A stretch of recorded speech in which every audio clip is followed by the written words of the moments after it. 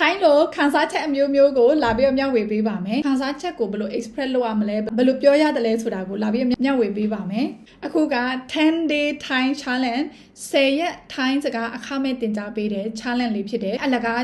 တင်ပေးတာမဟုတ်ပဲねဒီ challenge ကို join တဲ့လူတွေကိုစုတွေလည်းချအောင်မှာလက်ဆောင်စာအုပ်တွေတင်နန်းတွေလည်းပေးမှာဖြစ်တဲ့အတွက်ကြောင့်မလို့က Thai စကားကိုလေ့လာချင်တယ်ဆိုရင်ဒီ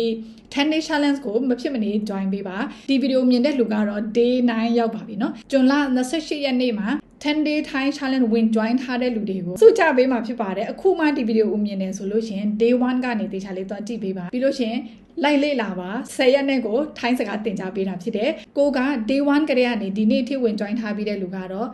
တစ်အနုပ်ကိုဆိုတဲ့ဟာကို comment မှာမှတ်ပေးပါအောင်နော်ဒီ10 day Thai challenge ကိုဝင် join ဖို့အတွက်ကဒီ messenger group ထဲမှာတော့မဟုတ်ပထမ comment မှာ link လေးရှိတယ်အဲ့မှာနှိပ်ပြီးဝင် join လေးရတယ်မေးချင်တာလေးတွေလည်း group ထဲမှာမေးလို့ရတယ်နော် comment မှာပြီးမေးလဲရပါတယ်ဒါပေမဲ့ comment များတဲ့အခါကျတော့တချို့တို့ကချက်ချင်းမဖြေနိုင်တဲ့အခါတွေရှိတတ်တာပေါ့နော်အဲ့ဒါကြောင့်မလို့ group မှာလာရောက်မေးမြန်းလို့ရပါတယ်ဒီနေ့သင်ခန်းစာကတော့ခန်းစားချက်အမျိုးမျိုးအကြောင်းဖြစ်ပါတယ်ဝမ်းသာတဲ့ဆိုရင်ဒီကြိုင်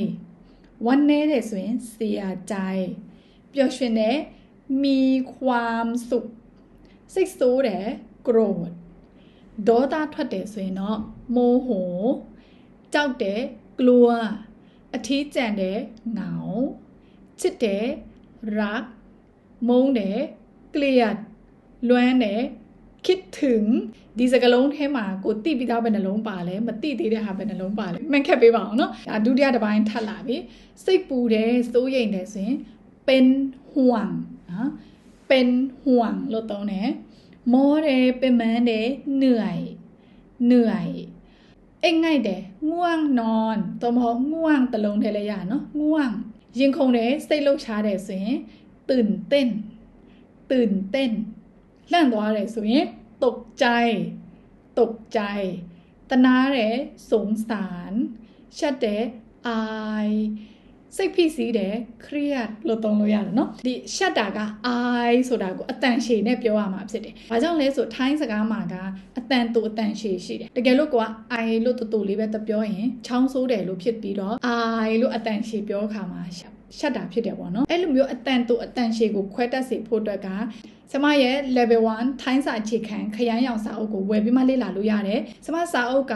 ဗီဒီယိုဘုတ်ဖြစ်တယ်စာအုပ်ထဲမှာကိုဗီဒီယိုပါပြီးသားဖြစ်တယ်သင်ခန်းစာတိုင်းမှာတော့ကြွာကုတ်ထည့်ထားပေးမယ်ကိုယ်တိုင်အဲ့ဒီကြွာကုတ်ကိုဖတ်ပြီးတော့သင်ခန်းစာကိုဝင်ရောက်လေ့လာလို့ရတယ်မေးခွန်းမေးချင်တယ်ဆိုလို့ရှိရင်တော့မှမေးဖို့ line လေးတွေတခြားလုပ်ထားပေးတာရှိတယ်အဲ့ကြောင့်မလို့မေးခွန်းမေးချင်ရင်လည်းမေးလို့ရတယ်သင်တန်းတက်ရတယ်လို့မျိုးပဲစာအုပ်ကိုစာအုပ်ကြီးပဲမဟုတ်ပဲねဒီလိုမျိုးတူတယ်ကြီးကင်တယ်လို့ရတဲ့စာအုပ်အပြင်ကိုသင်ခန်းစာတိုင်းကကြွာကုတ်ပါပြီးဗီဒီယိုပါပြီးသားဖြစ်တဲ့အတွက်ကြောင့်မလို့ကိုယ်တိုင်ပဲအချိန်မှဆိုလေ့လာလို့ရတယ်တကယ်လို့ကိုကသင်တန်းတက်ချင်တယ်ဆိုလို့ရှိရင်တခြားတို့မှာ group အတန်းလဲရှိတယ်လို့ private တီးတန့်အတန်းလဲရှိတယ်တကယ်လို့ကိုကတယောက်တည်းတီးတန့်เนาะအချိန်ရွေးပြီးတော့မှ